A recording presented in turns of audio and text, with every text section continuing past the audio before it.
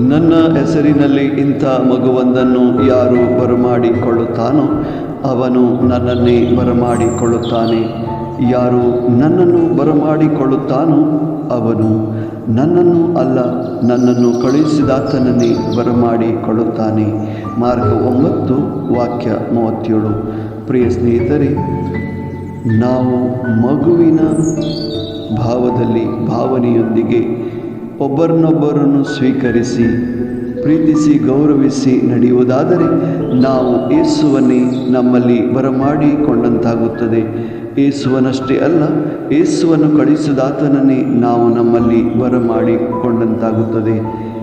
ಈ ರೀತಿ ಜೀವಿಸಲು, ಈ ಭಾವನೆಯಲ್ಲಿ ಜೀವಿಸಲು, ಈ ಭಕ್ತಿಯಲ್ಲಿ ಜೀವಿಸಲು ನಮಗೆ ಬೇಕಾದ ಕೃಪೆಯನ್ನು, ಶಕ್ತಿಯನ್ನು ನೀಡಿರಿ ಎಂದು ಪ್ರಭು ಯೇಸುವಿನಲ್ಲಿ ಬೇಡೋಣ.